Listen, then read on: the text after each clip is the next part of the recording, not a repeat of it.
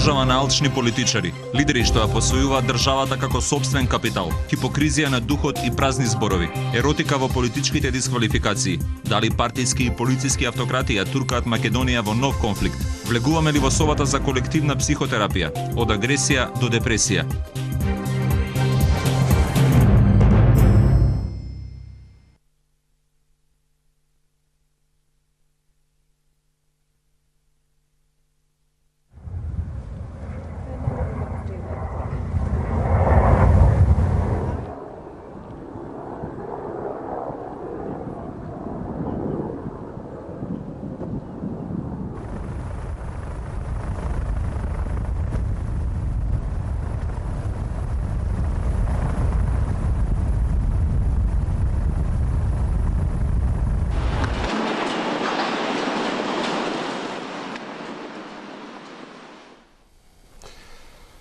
Добро вечер, професор Ралева. Топ тема во светот е ненадејниот пресврт за падот на германскиот авион. Менеджерскиот врв на Луфтханза вели ако човек се убие себе си и уште 150 други луѓе, не е самоубиство. Кој друг збор би го употребиле? Што е во прашање? Дали е тоа некоја асоцијална, општествена психоза, депресија? Ова е многу интересен случај и толкувањето околу падот на авионот на Germanwings навистина не ја шокира јавноста. Многу е невообичаено самоубиство да се извршува на тој начин со жртвување на голем број луѓе околу себе. Меѓутоа, хрониките веројатно кажуваат и за такви случаи каде што луѓето убиваат други, па се убиваат себе си. Всушност, суицидот представува еден облик на агресија насочена кон себе, меѓутоа таа агресија не мора секогаш да биде исцрпена кон себе самиот, значи автоагресивно насочена, туку во некои ситуации е една слободно лебдечка агресија која што уништува Покрај толку контроли, кој е клучната психосоматска анализа која, например, на личноста покажува дека во одреден миг би можел да биде иницијатор на било каков атак врз себе и врз другите? Вакви случаи на суицид со таква силна егоцентричност, односно слепост за другите и за жртвувањето на другите, обично се сретнува како долго планирано или добро и осмислено самоубиство, каде што всушност егоцентризмот е толку присутен и толку доминантен што се занемарува се околу себе. Така што може да резултира и со ваква една ситуација на жртвување на огромен број луѓе заедно со чинот на самоубиство. Марија Ралева, психијатар, универзитетски професор, почитувани гледачи, с крај да ја правам паралелата меѓу овој суициден или било каков енигматичен израз на несреќата и на учеството на човечкиот фактор со нашата домашна политичка суицидност. Но во секој случај сосема е сигурно дека ова состојба во Македонија која е на границата на едно колективно лудило во кој два синонима за демократија се пучи бомби, за тоа ќе разговараме со моите вечерашни гости. Веќе ја представив професор Марија Ралева, професор Ристо Солунчев, етика, професор Србиновска реторика и професор Јордан Шишовски, филозоф и архитект. Пред да почнеме, ви предлагам малку да се релаксирате пред самиот поим на политичка дебата во која ќе говориме со реторика што е на границата меѓу нож и крв.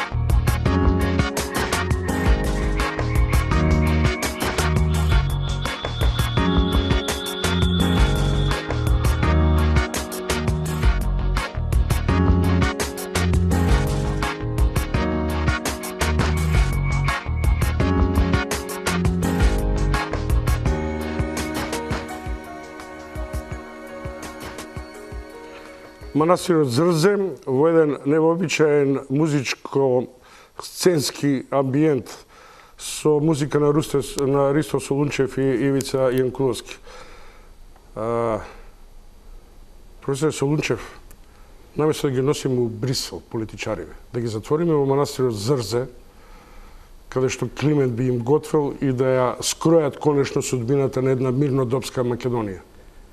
Па, јас мислам дека тие би имале сериозен проблем со тоа, бидејќи таму сушто се остваруваат двете парадигми на единствената онтологија на човекот, а тоа е да биде индивидуум и да живее во заедница.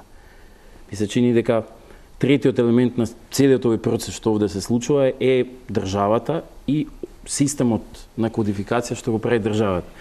И всушност државата се труди да го кодифицира системот на однесување на индивидуата, да го уништи, да ја уништи врската на индивидуата со етичкото образование и со етичкиот рафинман, и при тоа да спречи таа индивидуа да создаде заедница, тоест да патува бесконечно кон тоа што се нарекува заедница или идеална заедница, и при тоа во оној миг кога го спречувате, ја спречувате индивидуата морално и етички да се рафинира, вие практично произведувате некакво неспособно суштество за морално расудување.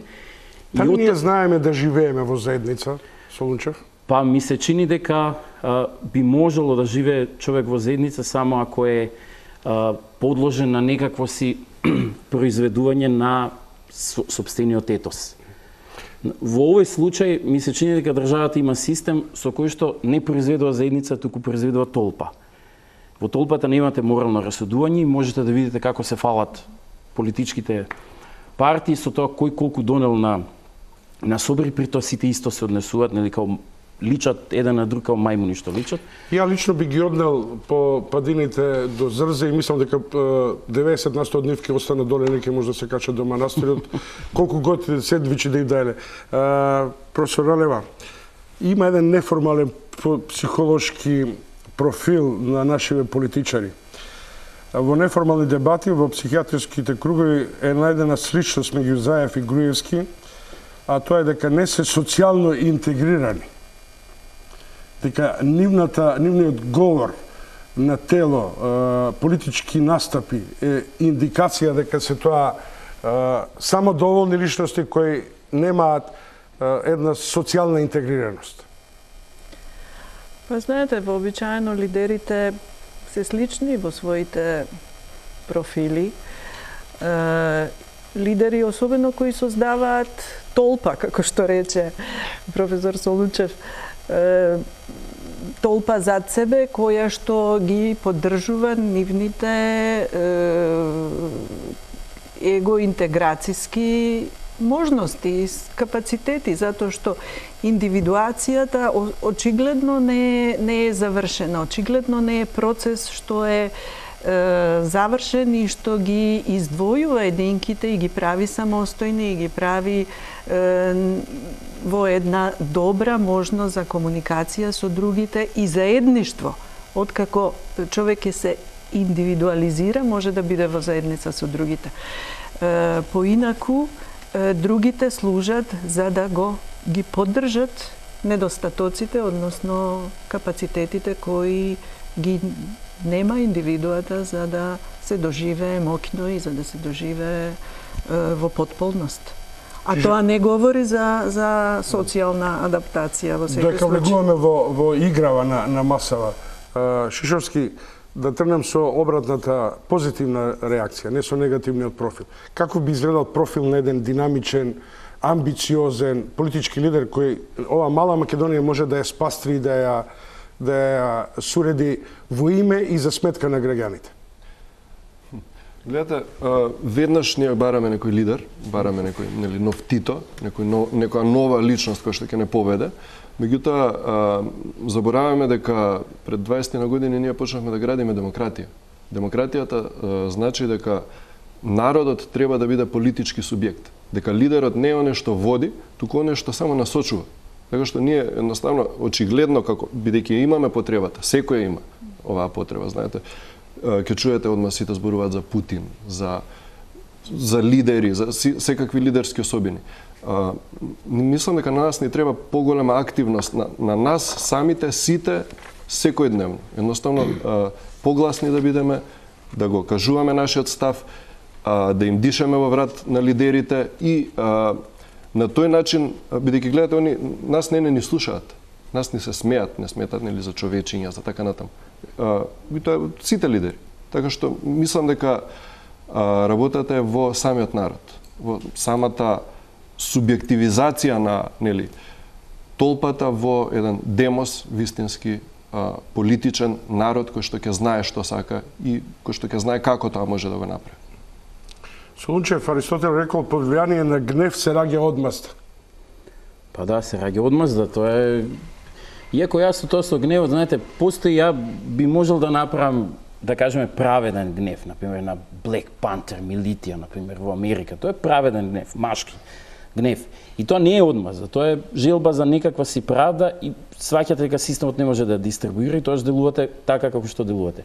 Во овој случај имате луѓе кои што се вклучени апсолутно во толпа, они не знаат поинаку да функционираат. Затоа што они имаат страф од заедница, бидејќи заедницата, толпата е нула. Толпата има една квази транстемпоралност. Таа е иста секогаш, таа не се менува, тоа е нула. Нема низа. Додека во заедницата имате секогаш плюс 1. И таа патува кон идеално заедништво. Толпата не патува кон идеално заедништво, вие ја држите само за да ве потпре, тоа е некака квази темпорално, значи можете апсолутно да замислите дека, да кажеме, сегашната власт може да владае следните 30 години со потполно истата толпа, која што воопшто нема да се смени.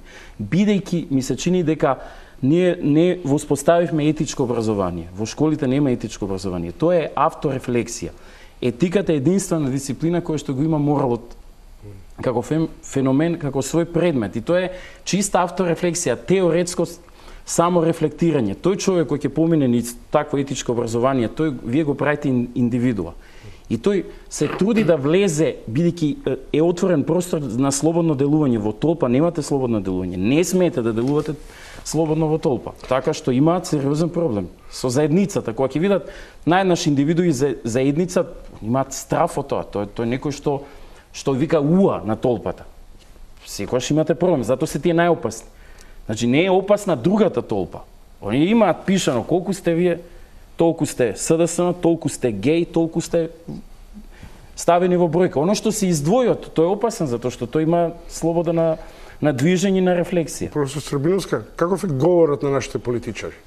Гневен, одмазнички, рационален? Знаете како, ако тргнеме по што е риториката и дека риториката по дефиниција е убавиот збор и што е тоа добар говорник, наједноставната дефиниција за добар говорник не е дека тоа е човек кој што има што да каже, ќе го каже и ќе застане. Така што во Република Македонија мене многу ми е жал, меѓутоа може на прсти да се набројат добрите говорници кои што се од македонската политичка сцена, бидејќи јас навистина се чудам кога ги гледам политичарите, особено носителите на високите политички функции, кога даваат изјава, воопшто не се трудат да внимаваат какви зборови употребуваат, туку некако акцентот го ставаат на тоа како треба да се однесуваат. Односно, како тоа ќе го кажат. И самите го спомнавте претходно Аристотел. Значи, Аристотел е, кога зборуваме за риторика, неминовно да го споменеме, бидејќи тој зборува за една антагонистичка онтологија, која што за риториката вели дека се потпира на следнава идеја. Ако е срамно да се срамиме, а ако не знаеме да се браниме со нашето тело, повеќе срамете се ако не знаете да го потребите говорот и да се браните со говорот. Во Република Македонија, јас како професор по риторика, забележувам дека нашите политичари како да поминале низ декламаторски школи. Тоа се школи каде што учите, не учите што да кажете, туку како да кажете. Сосема спротивно од тоа што е риторика. Знаете, добрите риторичари, добрите говорници имаат едно правило. Правилото е дека вие на луѓето морате да влијаете со добар говор, да влијаете на нивниот интелект и на нивните емоции. Моето чувство во целава оваа кулминирана политичка состојба, која што си го доживува врвот во Република Македонија, е дека тие не го почитуваат нашиот интелект. Напротив, го вреѓаат, го навредуваат нашиот интелект. А добриот политичар, добриот говорник, треба да знае што е психологија на масата. Треба да знае како луѓето реагираат и кога држи говор да им каже на луѓето не само што е корисно, туку да им каже и што е штетно. Така да генерално мојот став за реториката, особено политичката реторика, е дека духот на комуницирање во Република Македонија одамна изумре. Не мислам дека знаете, треба талент за реторика. Не мислам дека политичар станува човек што е талентиран.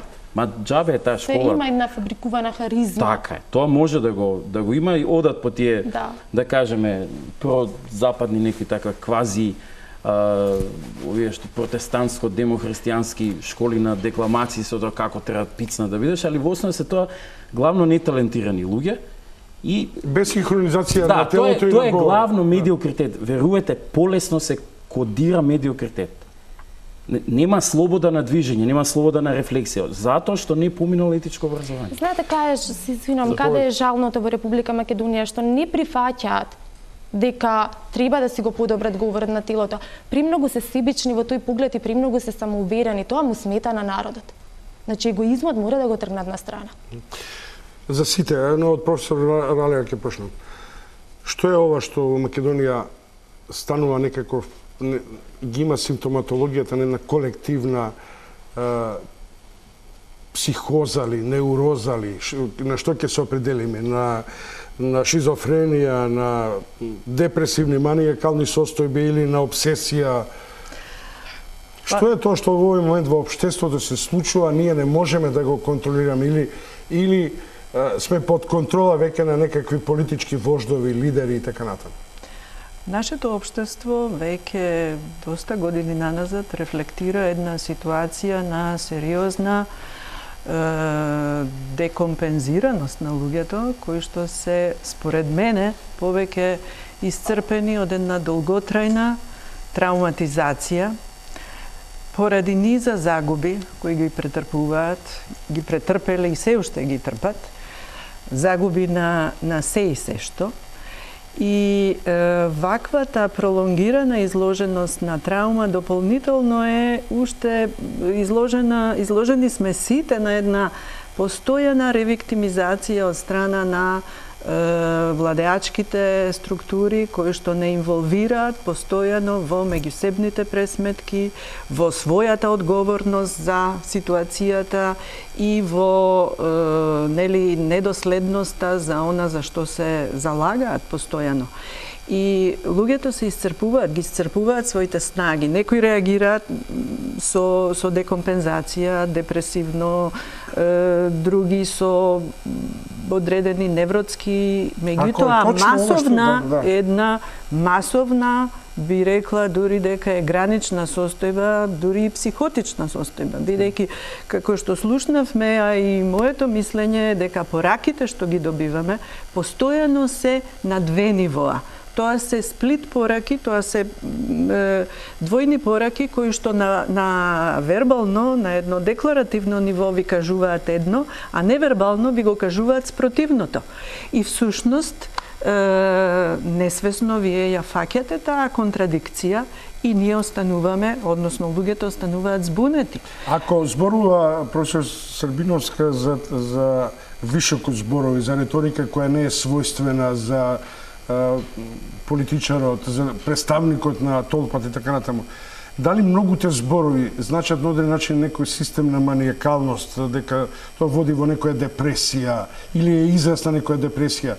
Зашто одеднаш кога ти ќе добиете лидер кој настапува самоуверено, па потоа ќе го снема и мисли дека се повлекол, па молчи, па одеднаш повторна агресија. Што е тоа?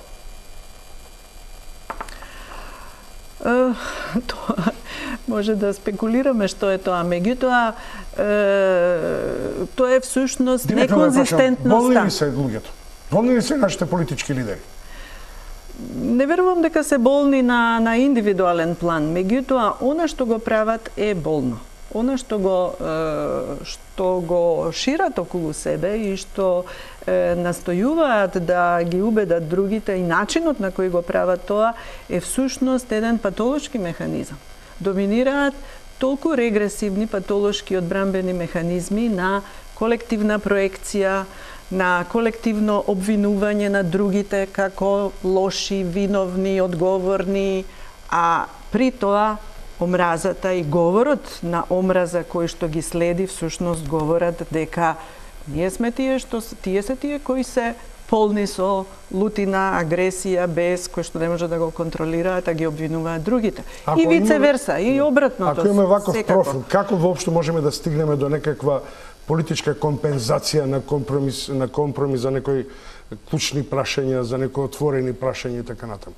Ако поларитетот е таков што е речиси неспоив од Антарктик до... Поларитет треба да има, ако има ставови, знаете. Ние имаме, и тоа убаво го кажа и професорката, ние имаме инфлација на значењето. Значи, самите зборови повеќе немаат никакво значење. Ние имаме обвинувања меѓусебни, кај што имаме максималистички изјави, едните ги обвинуваат другите за фашизам, овие нив за геноцид, овие нив за предавници, така што имаме буквално инфлација на значењето на зборовите. Зборовите го губат значењето, имаме чиста омраза и значи толку е ирационална целата сфера што едноставно не постојат ставови. Ние повеќе не можеме да аргументираме. Ние не знам, со конзервативец не можете да разговарате што е тоа рамен данок, што е тоа слободен пазар. Со левичар исто така не можете да темата едноставно е надвор од муабетот. Не се разговара за ставови. Која е социјалната патологија за која зборува професор Ралева, дека сме жртви на ова, веројатно, психолошка состојба на неизвестност, на хистерија во овој 20 годишен транзицијски период? Периодот на раслојувањето сиромашно, периодот на создавање на култовина личност, на политичка моќ изместена надвор од граѓанот како суверенитет. Немаме, како да ви кажам, не мислиме. Ја мислам дека тоа е најголемиот проблем. Не е ни... Кој не мислиме? Ние? Ние, сите ние. Знаете, зашто Солунчева вели дека лидерите не навредуваат, бидејќи не подценуваат како граѓанство. Не подценуваат, но и ние нив ги подценуваме. Еве гледате целиот овој спектакл. Ги подценуваме, ги сметаме нели за будалетинки, за провинцијалци. Да беа на вистина толку медиокритети, па тие немаше да владеат со нас. Знаете, тука има некоја структура, има некоја, но таа е тотално ирационална, тотално хаотична и едноставно цели сме, како општество сме во една тотално движење, во една хаотична состојба во која едноставно не може да излезат вредностите. И не може затоа што едноставно не е, знаете, не мислиме. Не, тие може да владеат затоа што има толпа. Толпата се идентификува со медиокритет и затоа може ни системот на, да кажеме, политички партии да се случи напред во, да кажеме, во обликот на владение да не излезат нашите најдобри луѓе. Јас се повикам се и на оно што го кажа Александар Поповски. Очигледно овие 20 години со принципот на избори на партии не рефлектираат најдобрите наши луѓе на ниво на власт. Дај да го укинеме овој систем и да се обидеме да се отвориме некаков си друг систем во кој што би најдобрите наши луѓе би, да кажеме, во континуитет следните 50 години би била експреска владата. Значи, апсолутно експреска влада да не биде под формите на владение на самоорганизација да не бидат под влијание на политички партии, бидејќи тоа е место за джган, джганот оди таму. Што да правиме, агора? Што? Па да, тоа е, би требало да патуваме кон тоа. И јас мислам дека тоа може да се направи. Значи го направивме плоштадот антички, сега можеме да правиме општа дебата. Нема место кај да се собереме, тоа е проблем. Да. Зошто толкава жестока за политичката риторика? Од каде таа агресија? Имаме постојано омаловажување на ривалот. Знаете каде е проблемот? Исчезна политичкиот диалог. Многу одамна. Живееме во време на вербален деликт. Знаете, тој вербален деликт колку не задушува, го загадува јавниот простор. И од тука вие и можеби сте дошли до заклучок дека живееме во време на хистерија. Од мали не учеа дека вистината е една. И сега во моментов на македонската политичка сцена ние имаме една вистина и една лага. Не знаеме која е вистината, која е лагата. Не сме ние да кажеме. Меѓутоа во риториката има многу бава дефиниција. Вели, секогаш помеѓу вистината и помеѓу лагата имате меѓупростор. Простор на предпоставки, простор на неизвестност. Знаете ли колку долго време живееме во простор да предпоставуваме да сме неизвестни? Не прават хистерични. А и претходно споменав, дух на комуницирање ако нема, тоа е одраз дека не почитуваат нас граѓаните. Политички диалог нема, постојано гледате некоја соло игра и тоа толку умешно знаат самите да се заиграат што на момент да им се восхитиме. Како убаво се заиграле. Ама има тука контраверзност меѓу вас двајца. Ако правиме агора, односно ако правиме сите да бидеме нели владетели, политичкиот диалог меѓу лидерите кои практично немаат ни етички, ни реторички, ни политички кредибилитет веќе, бидејќи владеечко лидерство, например, го изгуби својот и етички и политички кредибилитет, нели? Како тогаш ќе правиме диалог меѓу кого? Меѓу глуви? Видете, политичкиот диалог, значи со самото искачање на опозицијата од Собранието на Република Македонија, веќе зборуваме дека имаме еден јазол ке политичкиот диалог. Меѓутоа, опозицијата вели, излеговме од Собранието затоа што токму не функционира политичкиот диалог со владеачката партија. Не те беа исфрлени, па после им беше кажано, ако ви исфрливме, ај вратете. Си они решија да не се вратат. Сега тоа е... Меѓутоа, од друга страна имаме владеачка партија која што има премногу цврсти ставови. А во риториката знаете како се вели? Во правото, политиката, моралот. Ставовите не се толку цврсти, не се конечни, тоа е за екзактните науки, за математиката. Во политиката имате привремени и веројатни решенија во поголема или помала мера. Значи, владеачката партија во моментот со толку цврсти ставови не дозволува да дојде до одмрзнување на тој јазол кој што го имаме кај политичкиот диалог. Видете, да бидеме искрени, демократска, правна држава не може да функционира каде што нема политички диалог помеѓу владеачката партија и опозицијата. И сега малку ми смета што и самата постојано велам владеачка партија и опозиција, постојано правиме еден биполарен свет, црно-бел свет. Не се само тие две партии. Има и други политички партии кои што ги забораваме. Не може да функционираат едноставно, тие се како една паричка со две страни. Како би профилирале генерално позиција на компромис? Која е личност што има моќ на компромис? Зрела личност, инсуфициентна со политички карактер или како сакате? Личност со капацитет за компромис, за демократија, личност која пред се е индивидуализирана, личност која се почитува себе си и го почитува другиот. Го почитува соговорникот, го почитува, ги брани своите ставови, ги настојува да ги убеди другите, меѓутоа ги акцептира и ставовите на противникот и ги уважува, ги почитува. Тоа е она што веројатно на нашите политички структури им недостасува. Меѓусебно вреднување, почит и затоа што тие забораваат дека се и модел за однесувањата воопшто на луѓето. Ако ние можеме да слушаме таква агресија меѓусебна, такво споделување на секакви обвинувања и секакви навредувања, тога што останува за, да речеме, за адолесцентите, за младите?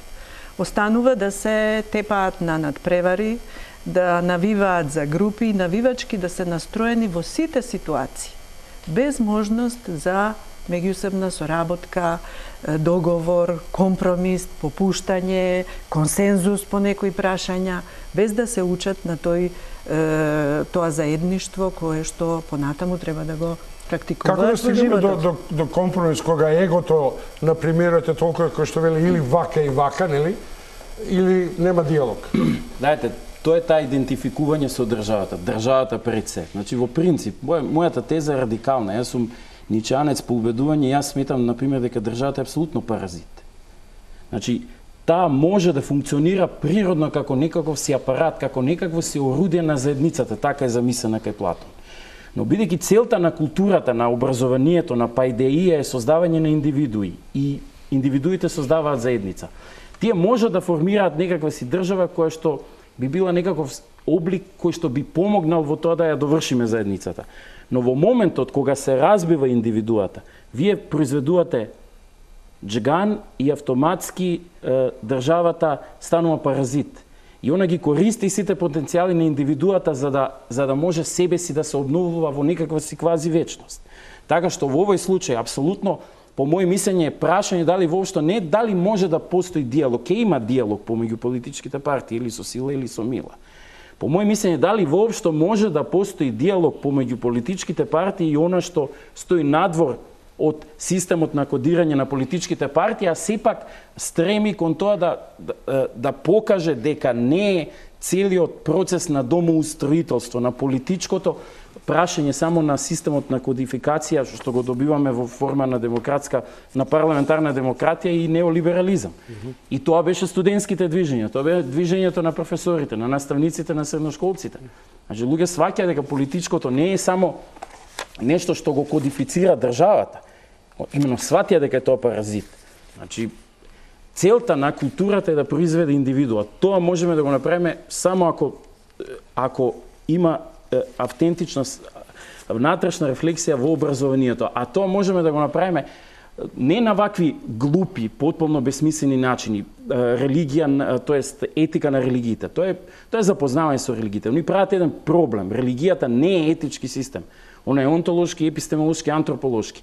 Во исто време ти ја кодифицираш на погрешен начин и бараш да ти заврши работа како што може да ти заврши етика. Тоа е невозможно. Тоа значи дека од толпата правиме верници во ликот на вождот? Не, бидејќи ќе го сведете тоа на етички систем, а реално не е, вие се обидувате да направите толпа која што е заспана, задремана во својата квазитемпоралност. Тоа е ако ја исчистите религијата од незините онтолошки, еротолошки, антрополошки потенцијали. Тоа е веднаш по ЕПП.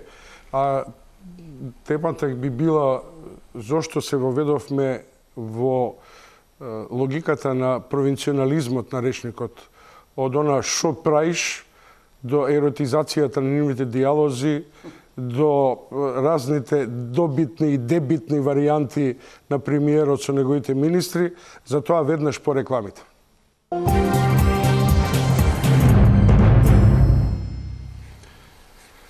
А лидери што ја посвојуваат државата како сопствен капитал, хипокризија на духот и празни зборови, еротика во политичките дисквалификации, се изнаслушавме во овие изминати 6 месеци, 6 години, 25 години, како сакате. Мери Ралева, психијатар, Ристо Солунчев, етичар и србиновска реторика и професор Јордан Шишовски, филозоф. Како ви изгледа ова еротизирана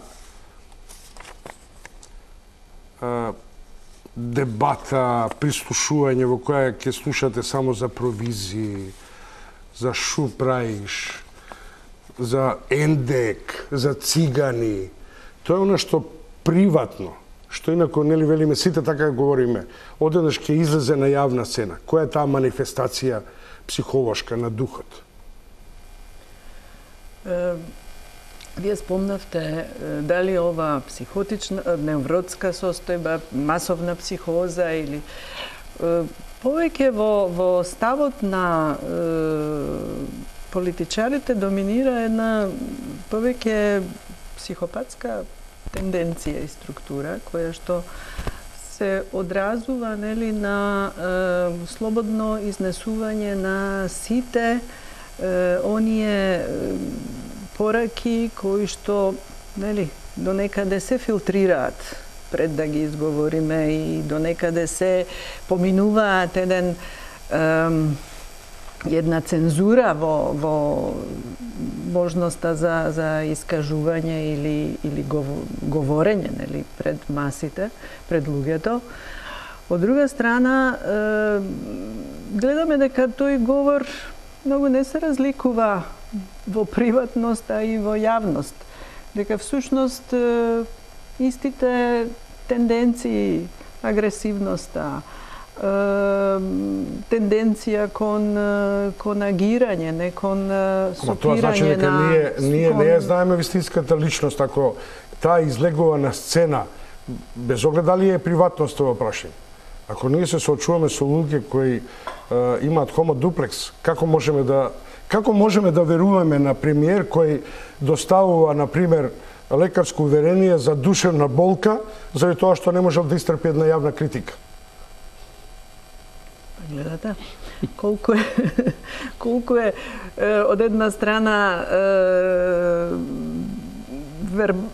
на некој начин како би рекла повредливоста, егоцентризмот и ранливоста присутна пред изговарање на обвинувања или навредување упатени од други, а кога се упатуваат кон други, нема чувствителност за тоа. Нема доживување дека е тоа така. Од друга страна, политичкиот лидер е изложен на секаква критика. Е јавна личност која е подложна на па и на најмалициозни некогаш односи, ставови и однесувања, така што треба да се избори, нели, за своја позиција, бивајки индолентен и на некој начин отпорен кон таквите. Зошто реториката е груба, агресивна, примитивна, Александра? Реториката не е груба и агресивна и примитивна. Зборам за актуелната македонска политичка. Да, тоа е веќе празна некоја реторика. Јас не би ја ни дефинирала со реторика, пошто реториката ми е толку убав збор што ова не е реторика, морам да кажам. Знаете како, се сложувам целосно со професорката, дека дури доаѓа до подвојување на личностите кога ги гледате од една страна, кога даваат некакви изјави, кога ги има медиумски и кога ги слушате овие разговори. Значи, кога да станува збор за две различни личности. Меѓутоа, како професор по реторика, кој што стојам на ставот дека во содржината на пораката најголем процент, дури 55% припаѓаат на невербалната комуникација како добар познавач на говор на телото, мене не ме изненадуваат некои разговори, некои личности. Како што кажа професорката на самиот почеток, едно се зборува, говорот на телото, друго кажува.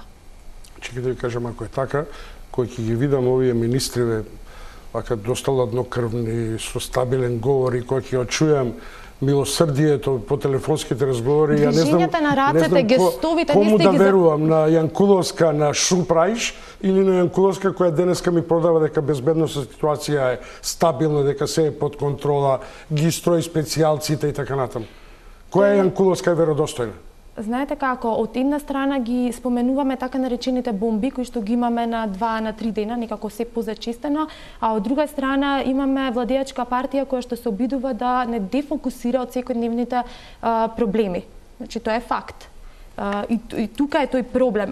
Јас и на почетокот ви кажав, ако сакаме да вратиме довербата кај граѓаните која што е разнишана, значи, ние мораме, значи, подхитно да направиме да има политички не диалог, дуел во моментов со лидерите и на владеачката партија, на најголемата опозициона партија. Знаете зошто? Во еден таков дуел, они ќе се разоткријат како личности. И ако тоа е манифестација на некаква политичка зрелост, веднаш ви кажувам дека затворите ги дуелите. Зошто и едниот и другиот, ако се соочат или четворицата, тоа зборува за нивото на нивната политичка перцепција. Бидејќи ако се на јавна сцена такви какви што се, на оваа маса ќе биде гладиаторска арена.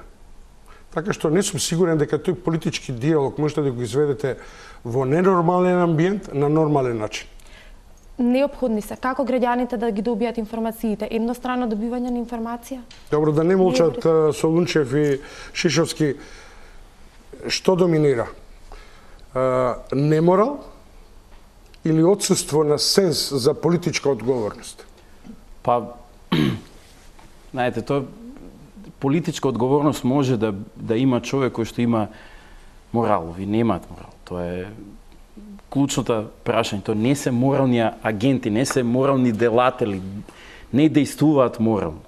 И отоа политичкото може само врз база на да биде некаков си облик во кој што вие ќе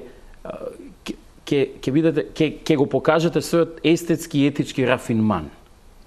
Значи, а не е носител политичкото кој што треба сега да го користи нели маневрите во рамки на моралноста, да ги користи за да... Ама чекајте, Солунчев, ако имаме ситуација во која слушате разговори и таа е своевидна јавна перверзија во која поважно е дали не слушале странци, нели?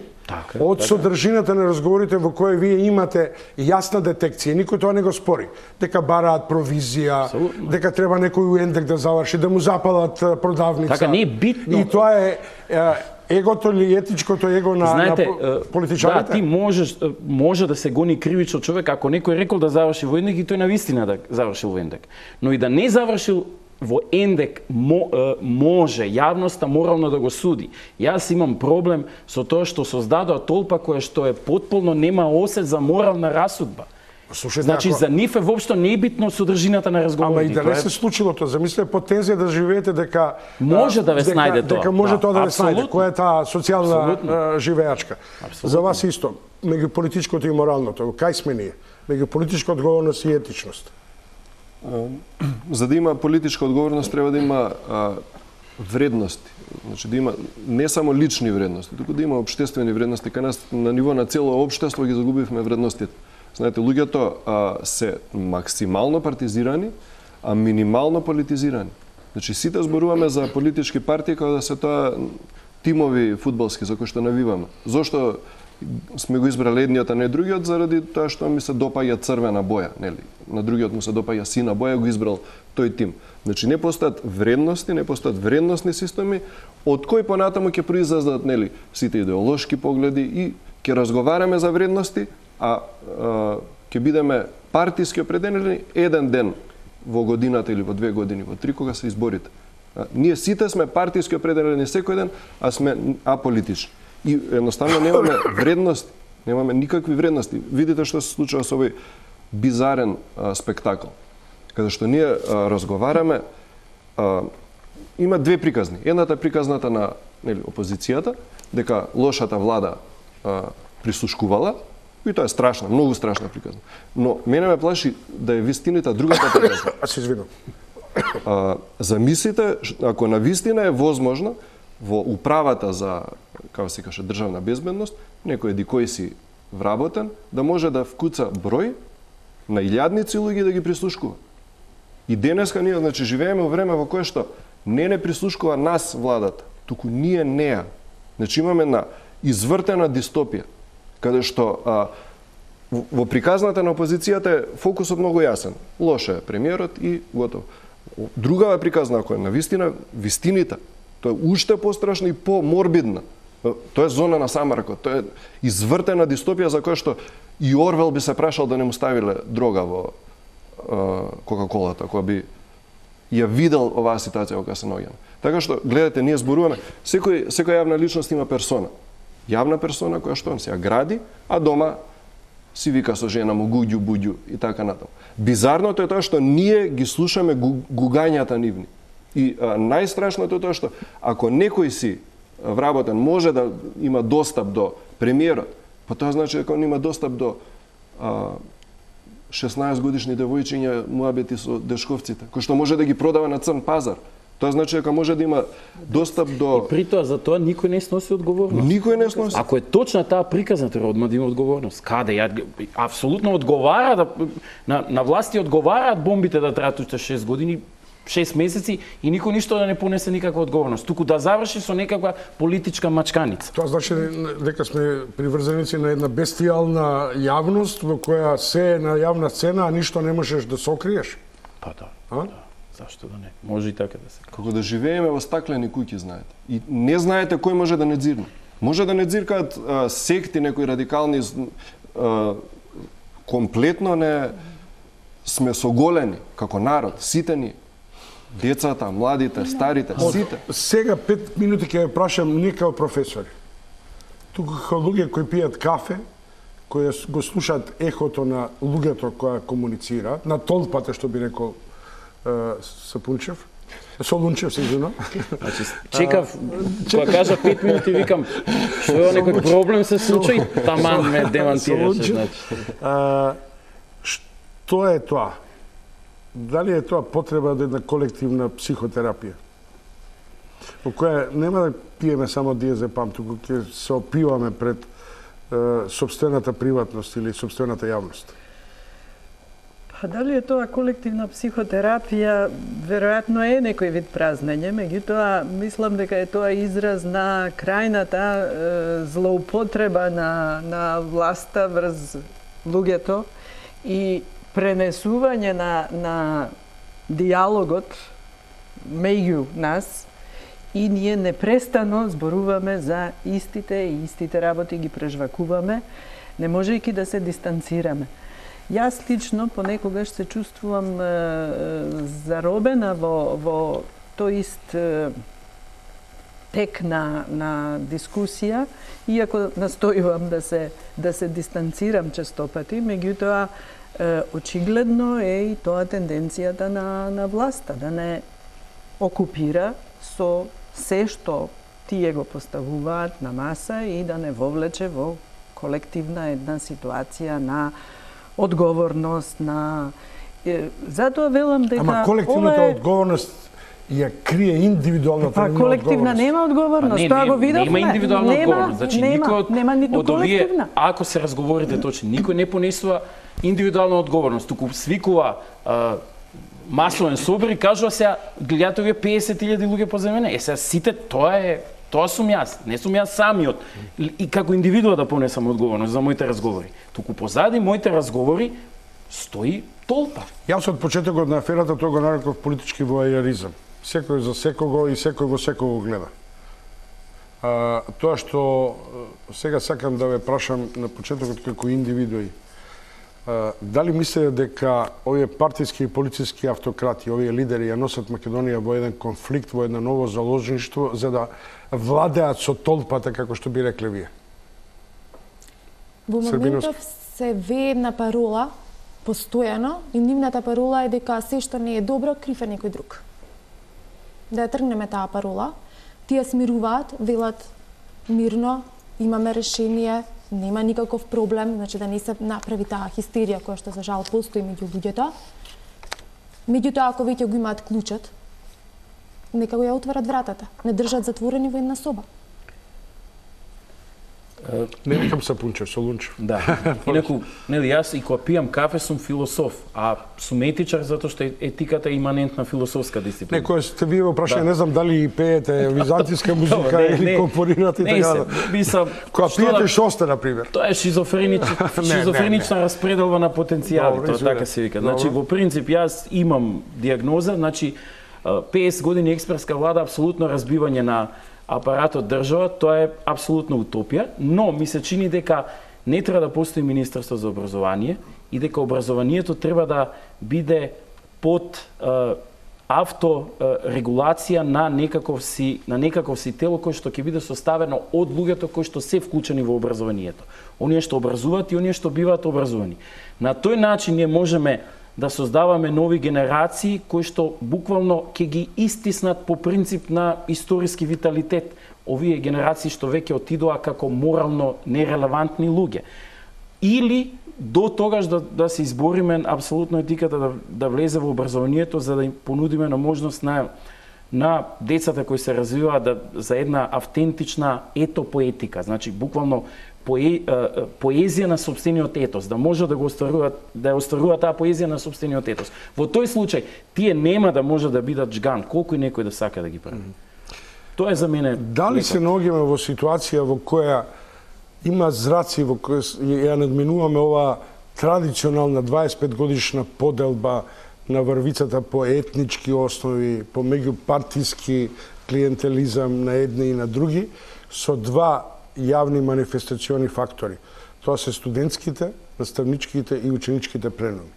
Каде што изблика автентичност, автохтоност и за прв пат мислам дека нема ни верски, ни етнички разлики или некакви. Во колоната се сите ученици или студенти. Да, мислам дека толкому настанот што се случи, настанот со голема Н, со студентските протести, се случи едно вриење од внатре, се случи пројавување на нешто ново. Буквално од целата оваа каша во која што се наоѓаме, мислам дека не знаат кај одат. Мислам дека ние немаме политички агенти, свесни, самосвесни политички субјекти што знаат кај одат. Они само мислат од ден за ден. Они мислат само како да добијат избори и како да добијат тендери. Значи они немаат никаква визија, немаат дури ни зла визија. Значи немаме ни луд диктатор кој што сака да постигне некоја цел. Но она што се случи со студентскиот пленум посебно, се случи една вриење, но избивање на новото, кое што беше фасцинантно, бидејќи еве со Лунчев колегата бевме таму вклучени цело време, ги гледавме. Станува збор за првиот постетнички протест. Првото постетничко здружување постродово. Вие луѓето без личности таму. Огромен број ќе видите дека имаат во имињата некое етничко потекло, македонско, албанско, турско и така натаму. Меѓутоа македонското, албанството не беа присутни таму. Дали е тоа генерацијата на четврта Македонија, сајбер генерацијата која обликува нова Македонија? Да, тоа е тие луѓе ќе доведат до тоа полека, да кажеме, државата да стане една флоскула. Значи, буквално нема да дозволат нивното заедништво, нивната индивидуација да биде посредувана од кодовите на еден државен апарат. Кој да дојде на власт? Власта по принцип е паразит. Тоа да... Србиновска? Се сложувам со говорниците, значи дефинитивно. Тука е силата. И ја покажа на дело и исто така во моментов она кое што се направи најголема штета можеби образованието и благодарност токму на студентите кои што покажаа огромна храброст, се направи едно стопирање на процесот за да се овозможи нивно поквалитетно образование, бидејќи штетата не е само за нив, туку за целото општество. На крајот на криштата кредибилитетот на државата не го градат само политичките субјекти. Го градиме и ние, никој не може преку ноќ да ни го... Само образованието подалеку од државата и секи биде. Да, дефинитивно се врати таа автономија на образованието. Поштовани гледачи, следите топ тема со Ралева, Солунчев, Србиновска и Шишовски. Во студиото е психијатрот Ралева, а јас сега ќе ви понудам да видите еден друг психијатар, кој е исто како Солунчев и музичар, и психијатар, и композитор и се, и кој има една чудна детекција за македонската општа психолошка и психичка хистерија, видена од Њујорк во Скопје. Тоа е Крсте Роджевски, кој беше неодамна овде на еден исклучително прекрасен концерт заедно со Дуке Бојаджиев и Македонска филхармонија, и со него разговарав пред концертот. Погледнете го неговото размислување и детекцијата за Македонија погледната од East River.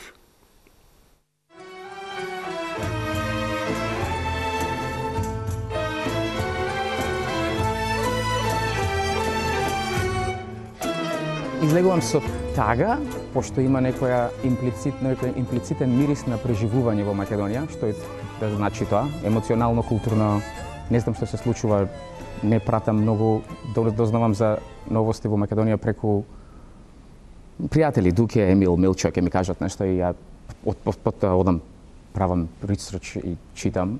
А кога се вратам име на возбуда. Возбуда се надевам дека нешто ново ќе има. И таму или тука? Тука кога се враќам. Таму тоа се стои. Америка е земја со ист устав, знаме, култура, начин на размислување од 18 век. Таму си е статично. Тоа се случуваат работи, меѓутоа дали тоа Њујорк или е Феникс, Аризона, си имаат еден темплейт или еден шаблон и си го пратат.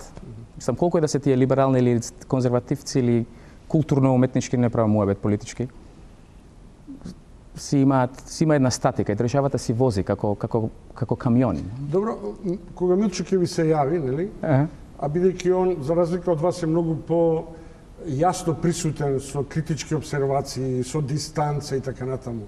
Предполагам дека читате, не му забележувате на Манчевски, каде чекај, кај си забегал со овие критики на реалноста, или го доживувате како слика, кадар во кадар на Македонија која стои како што велите? Не. Јас сум Милчо правам муабети за филм, единствено што сум видел дека некоја слика која ќе постира, немам Facebook, се слушаме за најобични работи, така да што изјавил, како изјавил, апсолутно не знам. Без превеличување. Тоа значи дека сакате да живеете по стаклено звоно, дека не ви интересира тука што не ме интересира, ама едноставно има многу импресивни работи за кои може да се разговара во Њујорк. За тоа можеме да правиме муабет кога се вратиме во Македонија. Зошто Македонија доживувате како една статична творба и велите дека јазикот ви станува се по-неразбирлив. Јазикот на живот или јазикот на комуникација? Психолошкиот јазик. Добро. Значи, кога некој се опишува себе си во Македонија, или кога се опишува обични секојдневни настани, има еден тон, еден мирис на пасивност. Значи, никој нема активност во јазикот. Има една како некое чувство дека нешто се му се случува тебе без да имаш никаков како се каже влијание. Дека едноставно само патуваш, тоа мене ми се случува, јас не го правам тоа, туку значи пасивност има и некоја како несигурност и се користат премногу долги фрази кога може да се искористи само еден збор. Дали тоа колоритноста на македонскиот ген? Не. Тоа е као Салиери кога компонираше композиција и кога Моцарт му дојде во филмот, му века ти ја компонираш ова позиција тара и јас би ја направил малце попроста, да би била тара. Значи со 6 ноти помалце и истата е дури поголем ефект. Таа сцена ако сте ја гледале на форма на филмот. Чувствувате дека во Македонија има некаква реинкарнација на комиството и во јазикот и во агресијата? Не. Мислам дека комитската агресија беше по-созреана. Ова е малце по-примерна, по-регресирана агресија, бидејќи има некоја себеомраза и која излегува на површина кога некој разговара. Јас мислам дека тоа е една од поголемите грешки што луѓето пребрзо остаруваат во Македонија поготово. Не остаруваат физички, него туку го забораваат тоа детското во нив.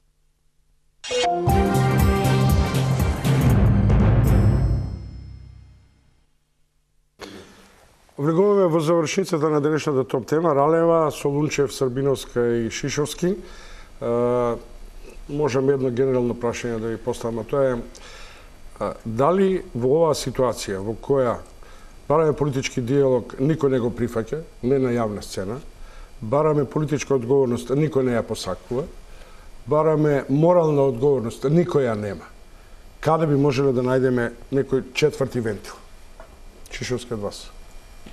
Мислам дека единствен начин, и предходно што го спомнавме студентите што излегува, единствен начин е народот да излезе. Едноставно народот да излезе и да им диша во врат и да не дозволи ова да се повтори. Бидејќи ќе се случува, знаете, ќе се смени оваа власт некогаш, ќе падне, ќе дојде друга. Значи мора народот да излезе и главната парола што изнедрија студентите доста беше молка. Едноставно доста сите молчиме. Треба да излеземе и да викаме гласно. Ние не сме клиенти. Ние не сме клиенти. Да. Не знам, ја понекогаш мислам дека Македонија можам да ја замислам само како идеја. Само таа постои само во облик на ерос за неа. Значи, ја врзете со држава, одма почува тоа да оди на погрешна страна. Барем тоа е моето мислење. Значи, само кога раѓа идеализам за неа, има некаква си смисла идејата за Македонија. Ама ерос, ако е еросот равесо со блудот не.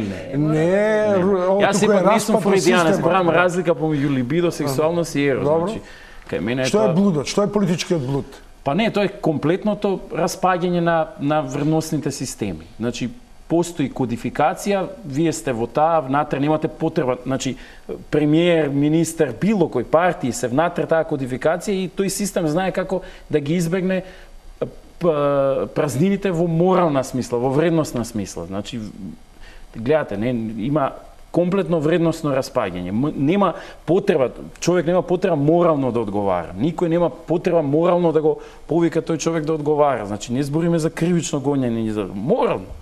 Најелементарно човечко ниво. Значи, прво, ние, кога ќе се случи со пријател да се испокараме, значи, ние не викаме полиција кривично да го гони, пробуваме на едно морално ниво да ги разрешиме работите. Србиновска, вашата поента? Мојот заклучок е дека ги изгубивме професионалната етика, ја изгубивме моралот, одговорноста професионална и со тоа ги изгубивме сите вредности во општеството кои што не правеа едно демократско општество. Ако не прифаќаат политички диалог, ако самите веќе во заграда ни ставаат до знаење дека не се спремни за една аргументирана расправа и една логична расправа, која што всушност треба да е суштината нивна тоа. Меѓу другото, покрај тоа што не се учи етика, не се учи ни логика и вие барате да донесувате некакви заклучоци. Па генерациите се занимаваат со наука, не знаат поим што, не знаат логички закони. Значи, како да изведе конзистентен заклучок ако не знае логички закони. Значи, не се учи веќе логика, беше задолжителен предмет. Тоа беше подобро, ако не се учи логика, каква е логиката да се учи математика која е базирана на логика? На логика, да кажем. Според некои тези, според некои. Да и даеме збор на Србиновски. Така, бидејќи дефинитивно одбиваат, некаква одбивност чувствуваат кон аргументираните расправи, логичните расправи, во тој случај мора да има разрешница на сето ова и јас потенцирам дека добро е што имаме проблем, само да признаеме, бидејќи проблемот по дефиниција значи дека има решение. Ако нема решение, немаме ни проблем. Така што ќе мора и да профункционираат конечно институциите во Република Македонија, кои што ќе дадат една крајна разрешница, па дури со една меѓународна помош.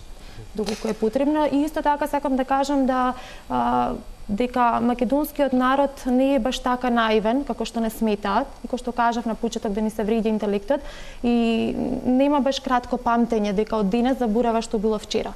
Напротив, македонскиот народ е паметен народ, народ кој што си ја сака земјава, кој што си ја сака историјата, си ја сака сегашност и верувајте сака уште многу подобра иднина.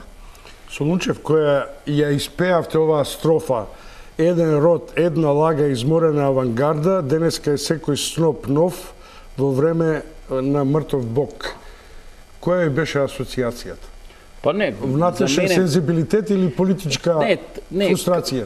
Значи, тука сум, како да кажам, тука сум повеќе насочен кон човечкиот род, кон трагедијата на човечкиот род, кон трагичната драма на целиот човеков род.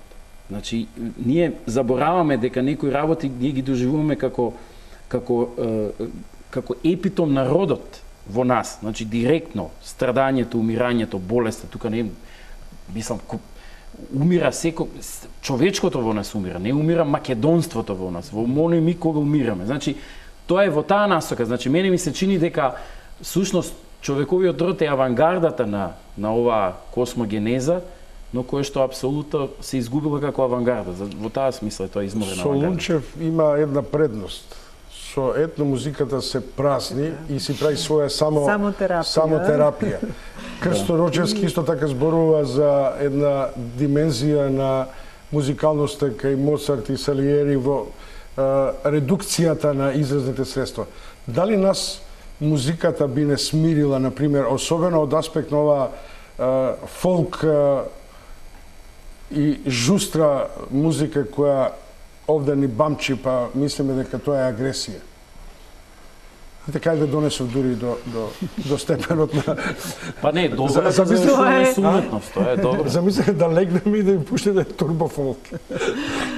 Тоа нема што да го замислам, тоа е присутно, мислам, тоа е атакира на сите страни и тоа оди заедно со ваквиот настап. Можам да го замислам на нашиот сопруг Ивица Чепаровски како естета, како реагира на тоа, но дајте ја поентата, мола. За мене е решението во постојано соочување со апсурдноста на ситуацијата. Абсурдно, тоа се покажа впрочем и со протестот на студентите, со нели поттикнат од еден закон кој што после тоа се прифати па како да ништо не било, па добро ги прифаќаме сите ваши сугестии и така натаму. Всушност се доведе до еклатантен една ситуација да апсурдноста на целата таа упорност и барање да се имплементира таков еден нелогичен и апсурден закон доведе до тоа да нели се направи пресврт. Пресвртот во оваа ситуација мислам дека треба да се поттикнува со такви апсурди, со соочување со апсурди и со тоа во психотерапијата, знаете, се нарекува парадоксална интервенција. Значи, дали мокта е немок? Заглавување во истото, заглавување во упорноста на неможност за разрешување на ситуацијата понатаму и таа заглавеност доведува до нужност за некаква промена. Да се надеваме. Поштовани гледачи, тоа беше топ темата вечерова во која дебатира Ралева, Солунчев, Србиновска и Шишовски. Ви благодарам многу, бевте љубезни. Се надевам дека бевте трпеливи, иако знам дека емисијата нема да има рейтинг заради тоа што ни во еден момент не ги спомнав Заев и Груевски, иако можат да се препознаат во една ваква вивисекција на политичките профили на нашето лидерство. Пријатна вечер, утре се со Сања Васич.